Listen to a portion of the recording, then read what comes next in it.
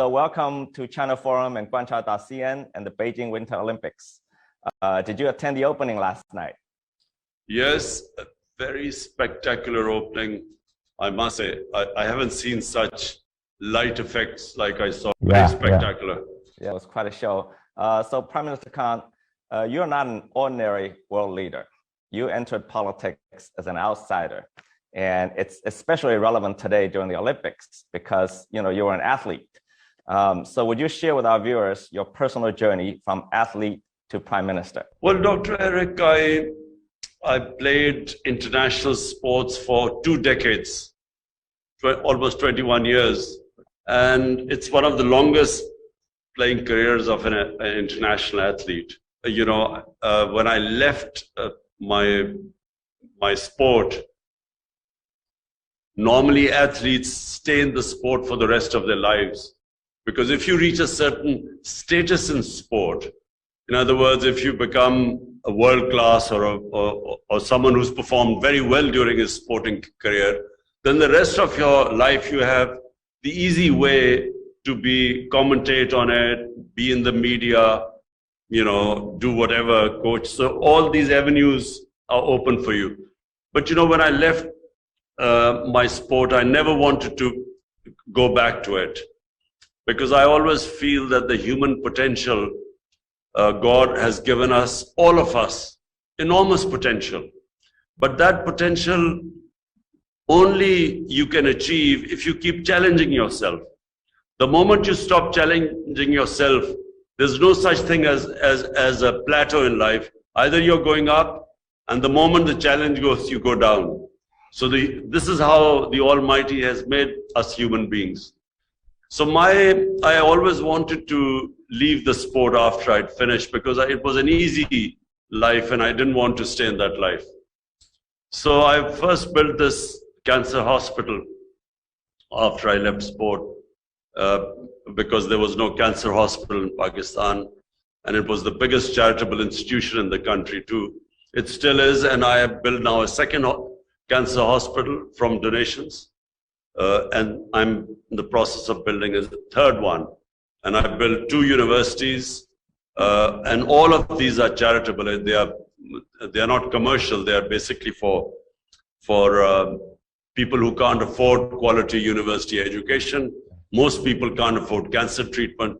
So these are more or less 75% free in the hospital treatment, cancer, and 90% of the people in the universities get free education. So that was the way I was headed. And then I decided to go into politics because I realized that our country was being destroyed by crooked politicians.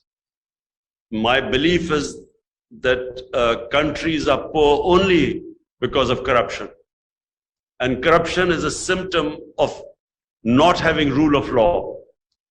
And by rule of law, I mean that a country that cannot bring the powerful crooks under the law, they become banana republics, they become poor countries. And that's why I came into politics. My manifesto was based on 2 principles. One was rule of law, and second was to make Pakistan a welfare state. That's why I came into politics 25 years ago. And I struggled for 22 years before I finally got into office. Yes, that's what an inspiring story. So, Prime Minister, my first serious question is about Afghanistan. Afghanistan is a neighbor of both Pakistan and China. How do you see the situation there evolve in the near future? What should be the role of China in helping stabilize the country, if any? And also many in the United States have blamed Pakistan's support for the Taliban in America's failure in Afghanistan. What would be your take on that accusation? Well, firstly, the Americans did not study the history of Afghanistan. There is a saying that those who do not learn from history are condemned to repeat it again. So anyone who understood the history of Afghanistan would never have done what the Americans did.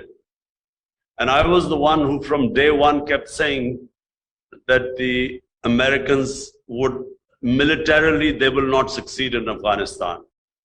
First of all, they were never clear on what they were trying to achieve in Afghanistan. Was it nation building? Was it democracy? Was it liberating the Afghan women? They had no clear aims. If anything, once Osama bin Laden was killed by the Americans, their mission should have been over, because theoretically they only came to fight Al-Qaeda. But Al-Qaeda was decimated in Afghanistan in the first 2 years. So what they were doing after that, none of the Americans themselves knew what they were doing there. So when you have no clear aims of why you've invaded a country, it was always going to be a failure. And secondly, they don't understand the Afghan character. The people of Afghanistan do not accept foreigners in their country ruling them. They do not accept control from outside. They are one of the most independent-minded people. So anyone who thinks who can control the people of Afghanistan or occupy them, they haven't read their history. So I used to keep saying throughout 20 years that there was not going to be a military solution, because I know the history of Afghanistan. My ancestors came to India from Afghanistan. So, and I read the history. So unfortunately, no one understood, because the generals believed in their firepower and they thought, they were invincible. But if a people do not want to be ruled, you cannot rule them. If a people do not accept a foreign invader, he will always find it difficult to control them for long. So number one, the whole mission of the US was based on false premise and had no clear goals, and it was never going to succeed. Now what has happened is that after 40 years, actually there is no conflict in Afghanistan anymore. There is no civil war going on. There's no fighting in Afghanistan. But the problem that Afghanistan faces is that in the US, somehow they cannot distinguish between the Taliban government and the 40 million people of Afghanistan. And the danger is that in trying to punish by sanctioning the government, the Taliban government, they will end up, there is a huge humanitarian crisis unfolding in Afghanistan. And this is what should be avoided.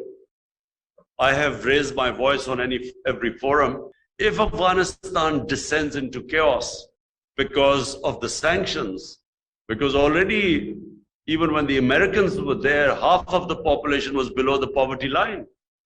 So when a country that its budget depended 75% on foreign aid, when you cut off the aid and then sanction the country, this could be the biggest man-made humanitarian crisis. So what China, Pakistan, the neighbors, the Europeans, everyone what they must do is convince the Americans that this is not the way to go about dealing with Afghanistan. Because in the end, if there's chaos in Afghanistan, the reason why the Americans first landed in Afghanistan was because of terrorism. So if there's chaos in Afghanistan and the Taliban government gets weaker, it will not be able to take on international terrorists like ISIL. Yes, indeed, indeed. So Pakistan and China, of course, have enjoyed perhaps one of the most durable partnerships in international relations.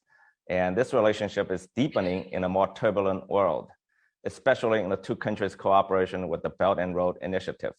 The Gwadar port, for instance, is becoming a strategic project. Now, many in the West view it with suspicion. There have also been fear of opposition against it within Pakistan. So how do you see it, and what can the two countries do to foster a more mutually beneficial relationship that also contributes to the region? Well, I do not understand why there is this suspicion about CPEC and the Gwadar port. It makes no sense, because as far as Pakistan is concerned, and let me tell you as the Prime Minister, my number one priority is the 220 million people of Pakistan. Yes. About over almost 25 to 30% of our population is below the poverty line. And Pakistan has really, especially in the past 30 years, we have really gone down because of these two families taking turns to loot the country. And of course, then joining the US war on terror, which was a disaster for Pakistan. Pakistan should never have participated in the war. You know, while the US lost 2,000, 3,000, 4,000 people in the entire 20 years since 9/11, Pakistan lost 80,000 people. And we had over $100 billion lost to the economy. So our top priority right now is to look after our people. And our whole emphasis, my government's emphasis, is on geoeconomics. We want to build our economy now and to lift our people out of poverty, taking a cue from China. What China achieved is really what we look towards China as a role model, because never has any nation taken so many people out of poverty in such a short space of time as did China. So this is really my main concern, that how do I lift people out of poverty? How do I create wealth in my country? And we see CPEC and Gwadar as a great opportunity for our geoeconomics.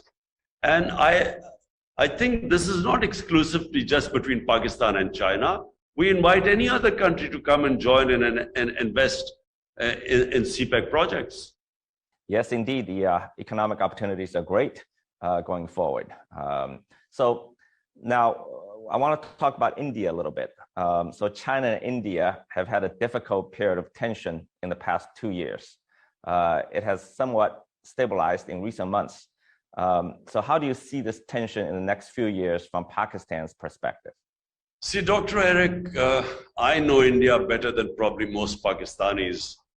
And that was because of cricket, because cricket is a religion almost in both the countries. It is the most, people are fanatical about watching cricket.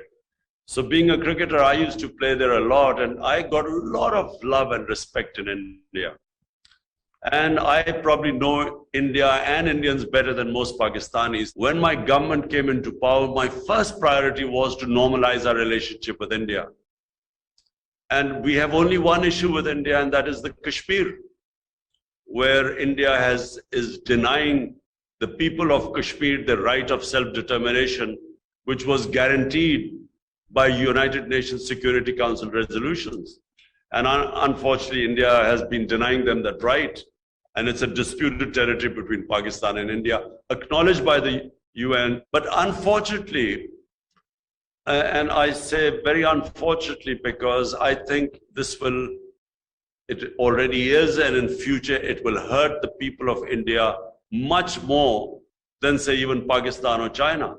So what is happening in India is this government which only thinks that India belongs to Hindus. And in doing so, it is basically marginalizing something like 600-700 million human beings who are now considered second-class citizens, including the 200 million Muslims in India. So it is a terrible situation for India. And I must say, as someone who knows India, I think it's a great tragedy that has happened to India. And that's why India is having problems from within, and it is having problems with its neighbors. We just hope that better sense prevails there, because as things are going, I think India is going to damage itself much more than anyone else. Oh, this certainly sounds concerning. So, Prime Minister, how do you see Pakistan's relationship with the United States in the next several years? With its failures in both Iraq and Afghanistan and many internal problems, the US seems to have lost much of the hegemonic power it acquired at the end of the Cold War. Are we moving towards a more multipolar world order? And how do you see the rivalry between China and the US in this new global situation? And where would you place Pakistan in this new situation? Dr. Eric, look, anyone who's a student of history like I'm sure you are, I certainly am. There is no such thing as, any one nation staying on top forever. It just doesn't happen. All nations go through the same, they go through a period of real self-belief and hard work, and they're motivated, and they just forge ahead of other nations. But there always comes a time when that nation relaxes, it loses that motivation, and then some other nation comes up. This is a human history. The last thing the world wants is another Cold War. And I say this with a lot of fear. The sad trend, unfortunate trend of this rivalry between the US and China. If this could easily turn into healthy competition, and in that the whole world gains from it. But if it goes into a Cold War type situation, like we witnessed, after the Second World War between the Soviets and the US, I think the world does not want another Cold War. And for Pakistan, again, I repeat, my concentration is only on one thing: how to look after the 220 million Pakistanis. Half of them are not in a good place, who are hovering on the above poverty line, and half of them below. I mean, the bottom 50% is hovering on the poverty line. So my main concentration is how do we look after our people? How do we provide them their basic necessities? How do we bring rule of law in my country? And the last thing we want is any sort of conflict. So Pakistan, and to answer your question, I see Pakistan's role as maybe one day replicating the role Pakistan played in 1970 when it brought China and the United States together, when Dr. Kissinger made his famous visit to China. I see our role again, us playing that similar role, rather than getting caught up in these rival blocs. I think the world will suffer because of this, if it happens. Yes, indeed. I think China certainly is not looking for a new Cold War. I have a sensitive question for you, Prime Minister. The United States and Europe have accused China of genocide against the Uyghurs in Xinjiang. Now, as the leader of a major Muslim country and a country that shares a border with China and geographically close to Xinjiang, what do you see from your perspective?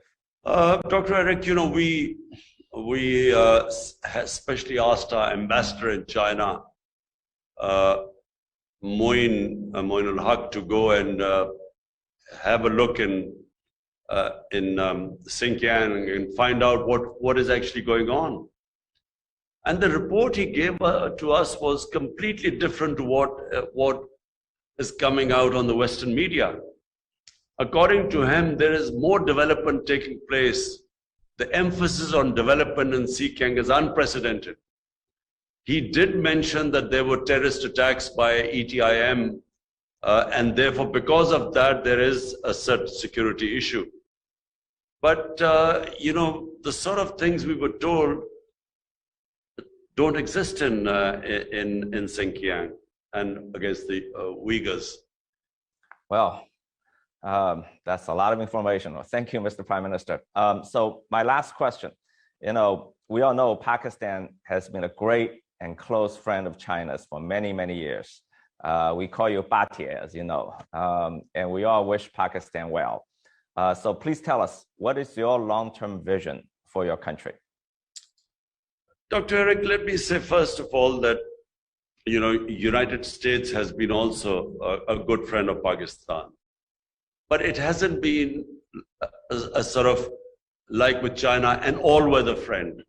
There have been times when the US has been very friendly, but then, when they think Pakistan is not of use to them, then we get abandoned, and then they again sort of become friendly.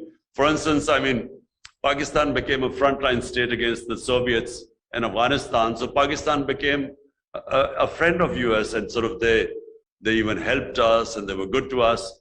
But the moment the Soviets left, they they slapped sanctions on Pakistan. But then 10 years later, when again 9/11 happened, they again became very good to us. But then when they could not win in Afghanistan, then we were blamed for this debacle, what took place in Afghanistan. So with US, it's not really been what it has been with China, an all-weather friend. China, for 70 years, our relationship, it has been consistent. Pakistan has at every possible forum stood with China. And China, whenever Pakistan has needed China, China has stood with us. And so it's gone deep into our public. It's a peoples to people thing now. It doesn't matter whether Imran Khan is in power or someone else is in power. Whoever comes to power in Pakistan will always have a very close friendship with China because it's a people to people friendship. Yes, of course. I think we feel the same here. Thank you, Mr. Prime Minister, for your time. It's been a great honor. And I think you'll reach a lot of Chinese audience. And thank you very much for being at the Olympics and show your great support for this amazing event. Thank you, Dr.